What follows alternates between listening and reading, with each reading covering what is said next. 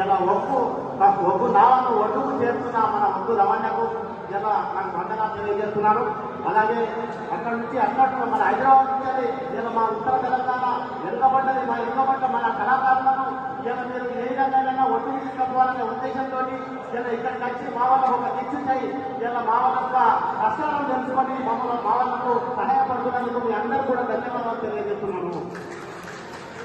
ఇలా కళాకారులారా, ఇలా మనము మీరు చేసేది చాలా చిన్న పని కాదు. ఇలా అన్ని కులాలకు మీరు మల్లన్న దేవుడు ఉన్నారు, అందరి ఇళ్లల్లో ఇరవైపు మన మల్లన్న దేవుడు ఇలా అందరికీ గురువు పూజ. ఇలా మీరు ఒక్క కళాకారులు గురువులు. ఇలా అన్ని కులాలకు చైతన్యం ఉన్నది. ఇలా కుర్మ కులంలో చైతన్యం నింపాలంటే ఇలా మీరు కథరూపకంగా కుర్మల కష్టాలను కూడా కథరూపకంగా చెప్పాలని చెప్పి ఈ యొక్క సరిగ్గా తెలియజేస్తున్నాను. ఇలా కళాకారులు మీకు అందరికి కూడా మంచి కథ చెప్పగలుగుతారు, అందరినీ ఆనంద పెట్టగలుగుతారు, అందరి కష్టాలు వచ్చినప్పుడు అలా కార్మికులు తీరుస్తున్నారు.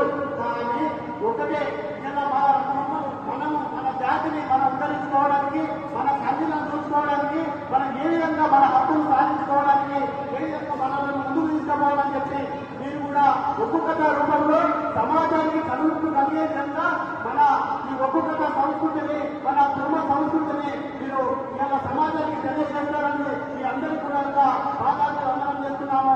ఎందుకంటే కళాకారులారా, మనం అందరం అన్ని ఉండగానే మనకు ముందుకు పోలేకపోతున్నాం, మనం ఎలివేట్ కాలేకపోతున్నాం. దయచేసి మీరందరూ ఒకటే, నేను ఎక్కువ చెప్పదలుచుకోలేదు, మనం కూడా అంటున్న కాబట్టి ఎక్కువ చెప్పాలనుకున్నాను. ఇలా మనము ఒకటే, మన లోపం ఏముందంటే ఏదైనా సాధించాలంటే ఐకమత్యం కావాలి, అంటే ఒకరినొకరు కలిసిపోవాలి. ఒక్కొక్కరిగా ఎంతో పని చేయగలుగుతున్నాం, కానీ కలిసి ఒక 100 మంది కలిసి పనిచేయాలంటే ఇలా మన గవర్నమెంట్ మన వైపు చూసుకొని మన హక్కులు సాధ్యమవుతాయి. ఇలా అందరికీ పింఛన్లు రావాలి.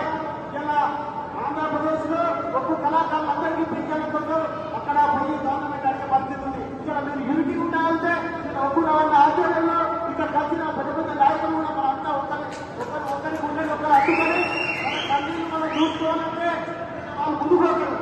మనమే ఒకరి రోజు సహకారం చేసుకోకపోతే ఇక్కడ చూడండి తాజీ మన వైపాల్ గారు ఇలా ఎంత బాగా కష్టాలు వచ్చి ఇలాంటి ప్రోగ్రామ్ చేస్తున్నాడు. ఇలా ఒక చోట అందరం కలిసి ఆప్యాయంగా కష్టాలు చేసుకోవాలి, ఇలా కన్నీళ్ళు చూసుకోవాలి. చూడండి ఇలా నినాదమన్న వైద్య మన శ్రీనివాస్ చెప్పాడు, కానీ కథ చెప్తున్నాం, ఆ కథలో మనం అందరికీ చెప్తున్నాం, కన్నీళ్ళు కలిగిస్తున్నాం. కానీ మనం కన్నీళ్ళు కలగాలి, మన కష్టాలు చూసుకోవాలి, ఇలా మన ధైర్యంగా ముందుకోవాలని చెప్పి దయచేసి ఆలోచించండి. చూడాలి ఎక్కువ తీసుకోదలుచుకోలేదు. దయచేసి ఒకటి ఐకమత్యం కావాలి. ఐకమత్యం కావాలంటే ఒకరినొకరు గౌరవించుకోవాలి. ఫస్ట్ కుటుంబ సోదరుడు కలవడితే వాడిని గుండెలు కట్టుకోండి. ఒక్కొక్క కళాకారుడు కలవడితే వాడిని గుండెలు కట్టుకునే ప్రయత్నం చేయండి.